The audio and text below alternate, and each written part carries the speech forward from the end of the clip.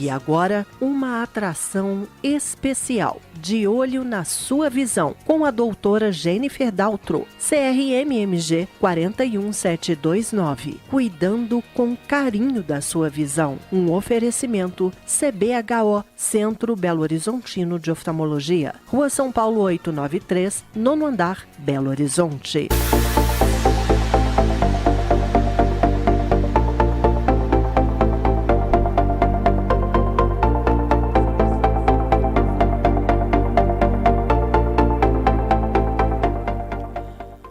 Olá, olá, boa noite! Agora são 6 horas e mais 9 minutinhos. Você está conectado, plugado e sintonizado na web rádio AMCE. Cada vez melhor para você. Eu sou Jane Uscher e estamos aqui mais uma vez no ar com Cuidando da Sua Visão. Um programa que descortina todos os mistérios e dúvidas sobre os olhos, esse órgão tão fascinante. E para isso, sempre conosco, a ilustre presença da doutora Jennifer Daltro, ela que é médica oftalmologista, especialista em retina e vítreo, membro internacional da Academia Americana de Oftalmologia, membro da Sociedade Brasileira de Retina e Vítreo, diretora técnica e chefe do Departamento de Retina e Vítreo do CBHO, Centro Belo Horizontino de Oftalmologia. Seja bem-vinda mais uma vez, doutora Jennifer. Muito obrigada pela sua presença. Boa noite, muito obrigada, Jane. É sempre uma honra estar aqui com vocês. E antes de iniciar aí com as nossas clássicas perguntas dos ouvintes, eu já vou lembrar que se você quiser me enviar agora a sua pergunta, nós vamos responder, tá? Aproveita aí. O zap é o 996560001. Vou repetir.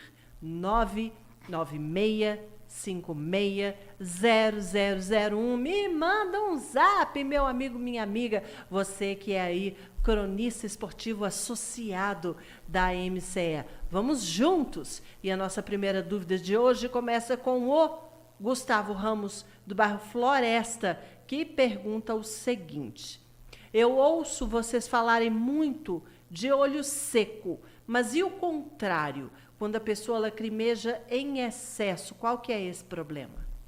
Gustavo, existe sim o lacrimejamento excessivo e existem várias causas para que isso aconteça. A mais comum, na verdade, é uma obstrução da via lacrimal.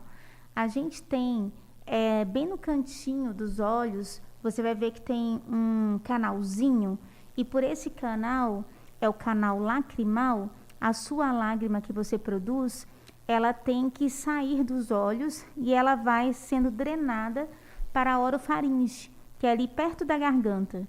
E a gente engole, na verdade, essa lágrima. Como não tem gosto, a gente não sente.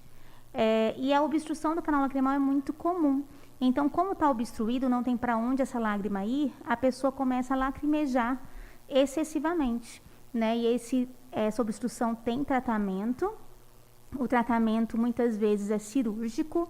É uma cirurgia que chama dácrio. E, em outros casos também, a pessoa pode ter um olho seco e a própria pessoa tentar produzir uma lágrima também em excesso para compensar esse olho seco e acaba ficando também com lacrimejamento excessivo. Nesse outro caso, o tratamento com as lágrimas artificiais, ele ajuda a pessoa a parar de produzir esse excesso e continuar a ser um olho que não fique lacrimejando tanto. Então, na verdade, na consulta, o médico vai procurar a causa para esse lacrimejamento excessivo.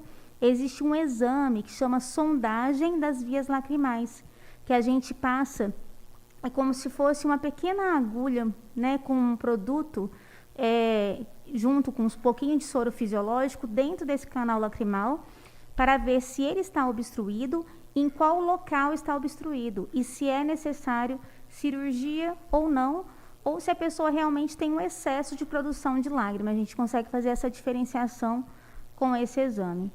Então, tá aí respondido para você, viu, Gustavo? Muito obrigada pela sua participação. E agora o Sanderson Marchetti, acho que é Marchetti, não tá, Sanderson? Desculpa se eu estou alterando aí a pronúncia. Ele mora aqui no Santa Teresa e quer saber, doutora, se o daltonismo tem cura e se existe daltonismo apenas para uma determinada cor. Se quando a pessoa é daltônica, ela não vê ou troca várias cores.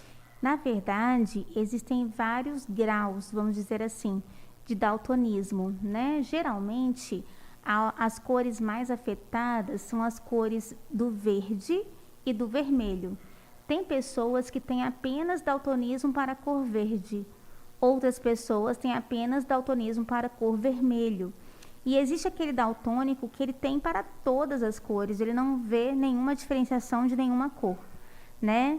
O tratamento hoje em dia existe, as pessoas que são daltônicas, que eu já vi com óculos especial, que é vendido até fora do Brasil, nos Estados Unidos, eles falam que realmente melhora um pouco, mas não chega ainda a ser o normal, né, que eles acham que é normal, né, que eles não enxergam tão bem.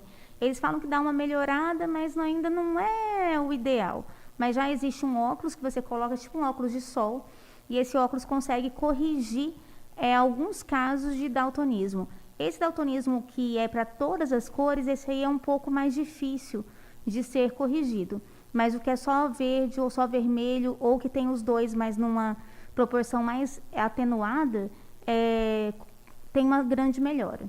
Então não há cirurgia, não há lente, não há nada ainda. Não, porque o daltonismo, ele é lá na célula fotorreceptora da retina, então é muito específico ainda o local onde tem essa má informação das células, então não há cirurgia ainda. Mas há esse óculos que já resolve bastante, já ajuda bem, mas não 100%. Agora, dependendo da profissão que a pessoa tem, se o daltonismo for leve, ele não altera tanto a produtividade dessa pessoa. Apenas algumas profissões que realmente a visão tem que ser excelente, como de um policial, por exemplo, né, inclusive nos concursos, eles fazem questão de que seja feito o teste, né, de Ishihara, que é esse teste para ver se a pessoa tem daltonismo ou não. Realmente essas profissões são mais complicadas a pessoa ser daltônica, mas a maioria delas, inclusive médicos, tem vários médicos daltônicos e conseguem exercer bem a profissão. É isso aí. Agora vamos para a Valéria Souza. Ela é do bairro Santa Efigênia. Aliás, essa é a 6ª participação da Valéria. Muito obrigada, Valéria. Eu dei uma olhada aí nas suas perguntas. Eu sou organizada, viu, gente? E as perguntas da Valéria sempre têm a ver aí com a parte cosmética. Ela já fez pergunta. Tô sabendo, hein, Valéria? Sei que você está me ouvindo. Ela já fez perguntas sobre botox, sobre cílios. E hoje ela pergunta, doutora Jennifer, sobre pele. Ela quer saber se a pele dos olhos é muito diferente do resto do corpo, se ela precisa tomar cuidado com o tipo de filtro solar, se tem que ser específico para a região dos olhos, porque ela costuma passar um normal, às vezes cai nos olhos e arde muito. Beijo, Valéria. Obrigada, viu? Valéria, na verdade, a pele ela é igual à das outras regiões. O problema é que, como está muito próximo ao seu olho, esses protetores que são gerais, que não são específicos para a região dos olhos, eles fazem mal mesmo para a sua conjuntiva, que é a parte externa ali do seu olho, que está em cima da bolinha branca, e começa a fazer com que essa conjuntiva fique inflamada. Então, o ideal é usar protetores que são específicos para a região dos olhos, que eles têm já um pH mais próximo do pH do olho, e então faz menos mal para o teu olho. Hipoalergênicos, né? Sim, são mais preparados para essa região, que é uma região realmente muito sensível. Bacana. E interessante perceber, Valéria, que você usa filtro solar. Isso é muito importante, muito, né, doutora? Muito bom, porque a gente vê, né, muitos idosos, eu tenho muitos idosos que têm câncer de pele, que estão tratando de câncer de pele, e eles nem sabiam da importância do filtro solar lá quando tinha 30, 40 anos de idade. Exatamente. Né? Então, a gente é privilegiado por ter essa informação e é necessário que use, né? Muitas pessoas ainda não usam. E é muito importante usar mesmo. É hábito, né? Sim. Antes de continuar um pouquinho mais aí com as nossas perguntas, eu quero lembrar você, associado da MCE, que nós temos convênio com o CBHO. O telefone principal lá do CBHO, na unidade aqui do centro de BH, é o 4103-3006. 4103-3006. Liga lá, tira todas as suas dúvidas, inclusive, gente, o CBHO tem várias unidades. Ao longo aí do programa, eu vou falar um pouquinho mais para vocês. Esse telefone que eu acabei de falar, o 4103-3006, é da Rua São Paulo, número 893, sala 907, bem ali ao lado do Shopping Cidade. E continuando, o Sérgio Coelho de Betim, obrigada, viu, Sérgio? Quer saber se a doutora Jennifer atende, já tem um fã, em todas as unidades do CBHO, se é só ligar na unidade, pedir para marcar, porque ele quer consultar com a doutora Jennifer e lá em Betim, para ele é mais fácil. Sérgio, uma vez ao mês eu vou em todas as unidades, exceto por enquanto na do Barreiro, que eu estou me programando para conseguir ir também. Mas na unidade de Contagem, que é próximo a Betim, na unidade de Juatuba, essas aí eu vou uma vez ao mês pelo menos, ou 2 vezes ao mês. Mas a maioria dos dias eu fico concentrada em Belo Horizonte, que é onde eu resido, né, e pela facilidade de transporte mesmo. Mas pode ligar e pedir para a secretária agendar comigo, que vai ser uma honra e um prazer te atender. E vocês realizaram uma ação social, foi bacana?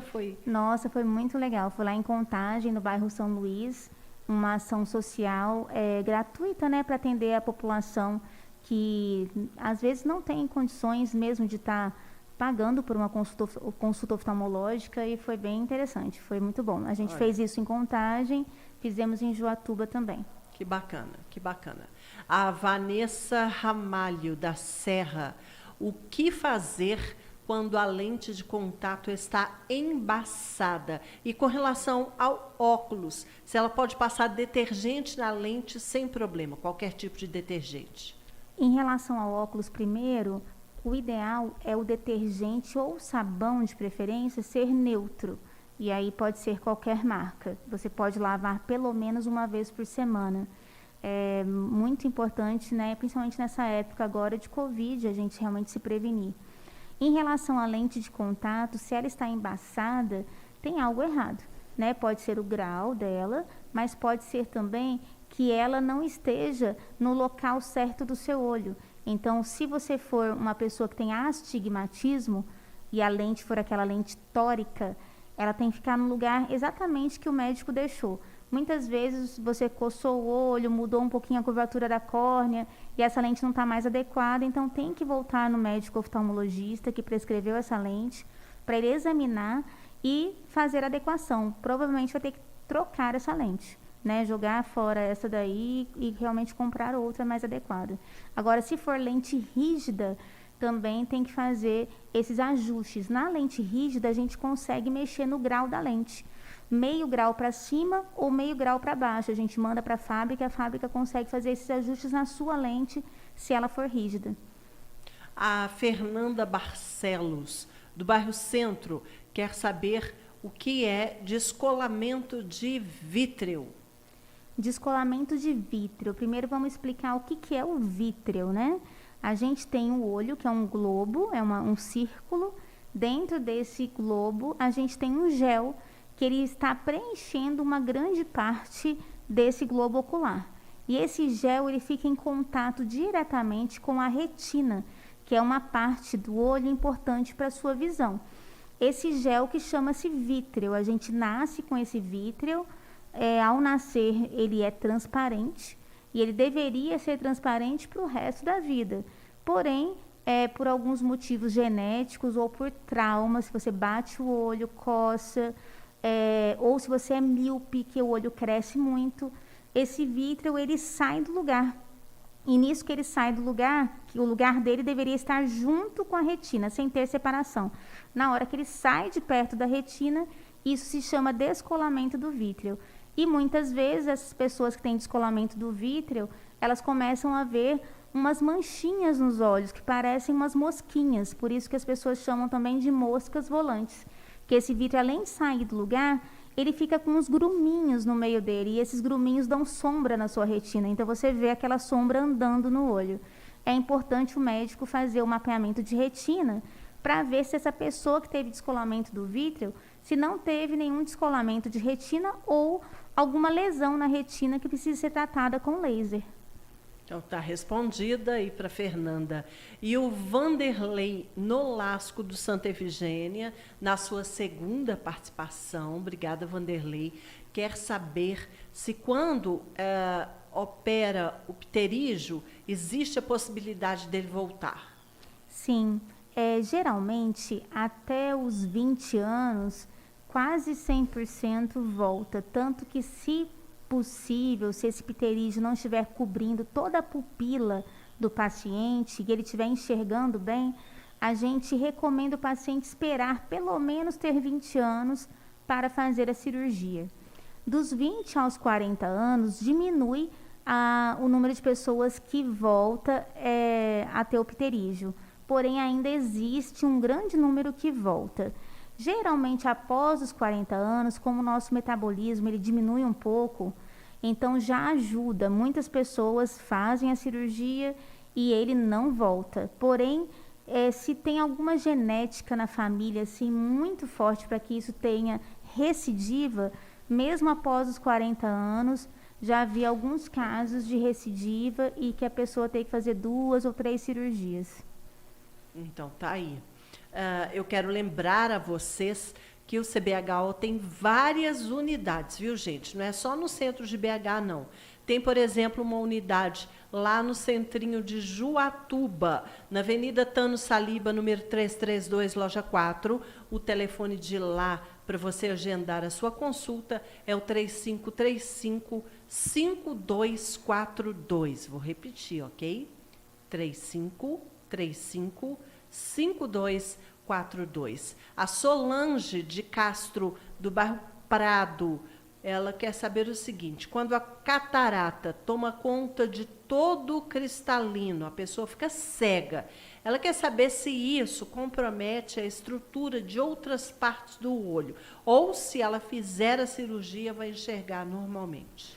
Geralmente, a cirurgia de catarata é aquela cegueira que a gente fala que é reversível, isto é, você faz a cirurgia e você volta a enxergar normalmente, igual quando você tinha 18, 20 anos de idade.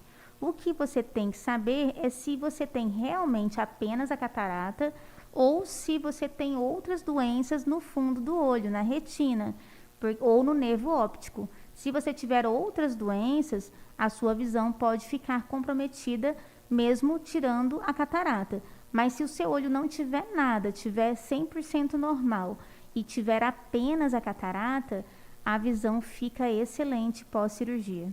Então, tá aí, bacana, né? Ainda bem. Já pensou se comprometesse?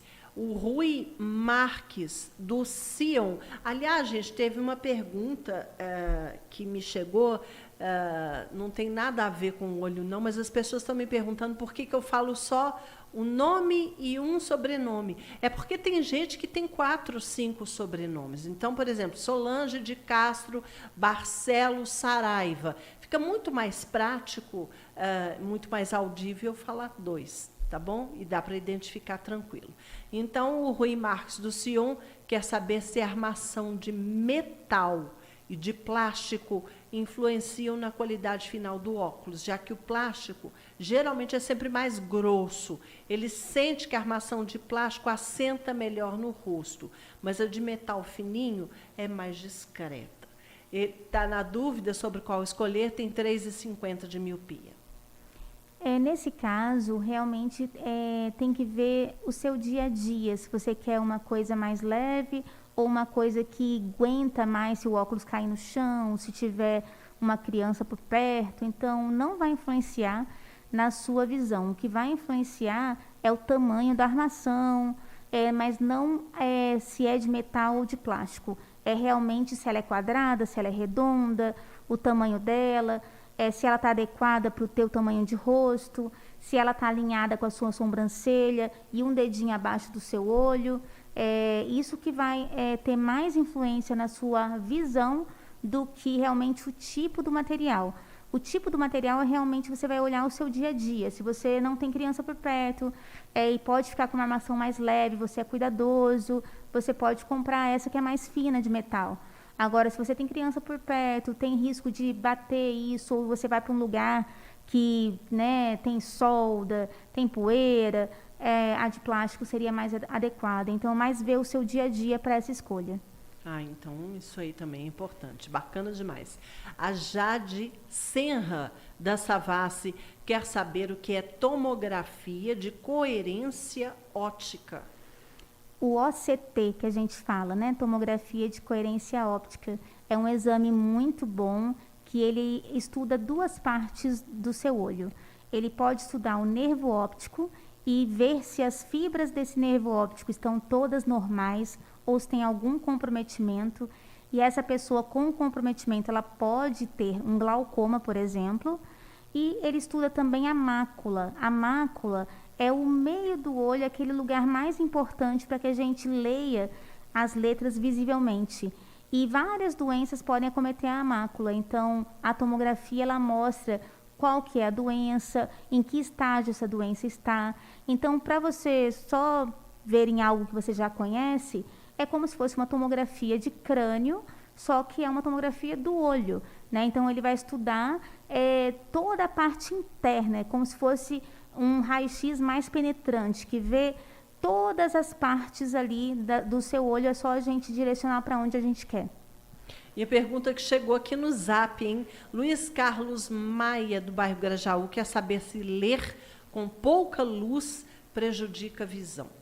Sim, prejudica, porque você, não tendo ali o foco adequado, você tem que fazer um esforço muscular para dar o foco. A gente tem um músculo dentro do olho que chama músculo ciliar. Esse músculo nos auxilia a apertar o cristalino como se fosse um ajuste de uma máquina fotográfica para você dar o foco. E esse músculo fica apertando o seu cristalino para dar o foco quando você não está com uma visão adequada. Então, nisso vai dar um certo cansaço, pode dar dor de cabeça. No final de alguns anos fazendo isso, pode aumentar o seu grau de miopia, se você for míope. Então, no geral, não faz bem. O ideal é ter uma iluminação adequada para a leitura. Yara Mercedes, do bairro Liberdade, quer saber a partir de qual idade uma criança pode operar de estrabismo. Na verdade, não tem uma idade certa, depende, na verdade, do tipo de estrabismo. Existe um tipo de estrabismo, por exemplo, que a gente chama de síndrome de ciância. A criança já nasce totalmente estrábica. E isso faz muito mal para a formação do olho, porque ela não tem foco. E ela fica com focos fora da região da mácula, que eu tinha explicado para vocês na pergunta anterior. Então, nesses casos, a gente opera o mais rápido possível, geralmente dentro ainda do primeiro ano de vida. Né? O pediatra liberando, falando que a criança está bem de saúde, já faz a cirurgia às pressas, para que essa criança tenha foco. Agora, outros tipos de estrabismo, eles podem ser corrigidos com óculos. Então, nesses casos em que o óculos faz com que o olho fique reto e a criança desenvolva a visão dos dois olhos igualmente, a gente não precisa operar essa criança. A gente pode ir acompanhando até ela ficar adolescente e ver como vai ser esse resultado final.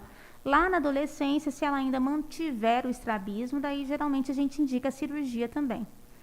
A Maiara Costa, do bairro São Lucas, falou que ouve muito falar sobre doação de córnea. Ela quer saber se no olho só a córnea pode ser doada. Por enquanto, somente a córnea está sendo doada. Eu acredito que com a evolução da medicina, outras partes do olho também, esclera, talvez conjuntiva, a gente tenha tecnologias para mantê-las, né, em condições de doação. Mas, por enquanto, o que a gente tem feito doações é da córnea. Então tá respondido aí, viu, Maiara? E agora eu vou informar para vocês que nos acompanham o endereço e contato de mais uma unidade do CBHO. Tem uma lá no Via Shopping Barreiro. Aliás, um lugar ótimo, onde você estaciona com muita tranquilidade. Também tem muitas linhas de ônibus que abastecem o local. Avenida Afonso Vaz de Melo, 465. Telefone 3370 0900. Vou repetir, tá? 3370 0900, pode ligar lá e agendar a sua consulta e tirar também as suas dúvidas. São inúmeros os convênios, viu, gente? Não é só aqui com a MCE, não. Entra no site do CBHO para você conferir, o site cbho-oftalmologia.com.br, cbho-oftalmologia.com.br. No site tem todas essas informações que eu estou falando a respeito das unidades, do convênio, dos exames, os médicos que atendem, tudo. O site é completinho, muito legal. cbhoftalmologia.com.br. E voltando aqui para as nossas perguntas, a Geralda Marcondes, do Centro, quer saber se soro fisiológico pode ser usado como substituto de colírio lubrificante para olho seco. Na verdade, dá um certo alívio, né, para o paciente que tem olho seco, lavar os olhos com soro fisiológico. Só que a durabilidade do soro é muito pequena. Então, depois de uns 40 minutos, o olho já está seco de novo. E o colírio lubrificante, ao pingar uma gotinha desse colírio, ele dura pelo menos 3 horas, dependendo da marca. Outras marcas duram até 12 horas. Então, é muito mais fácil, né, você estar usando o colírio do que o soro fisiológico. Mas pode usar o soro fisiológico, não tem nenhuma contraindicação. O problema é você conseguir lavar os olhos a cada 40 minutos. Assim, no dia a dia é muito complicado. É, verdade. Doutora, aliás, essa questão de soro fisiológico ele tem que ser guardado na geladeira, né? Na verdade, depende. Se tiver um clima agradável na cidade, né, não tiver acima de 35 graus, pode ficar em temperatura ambiente. Agora, se estiver muito quente, mais de 35 graus, é bom pôr na geladeira. E o soro gelado, gente, pode pingar direto no olho? Pode, não tem nenhum problema, não. A temperatura não vai interferir? Não. Agora, o ideal é comprar frascos pequenos, que eles durem ali no máximo 10 dias e você já joga fora. Porque muitas vezes a pessoa deixa na geladeira e fica lá meses, isso aquilo ali pode ficar contaminado.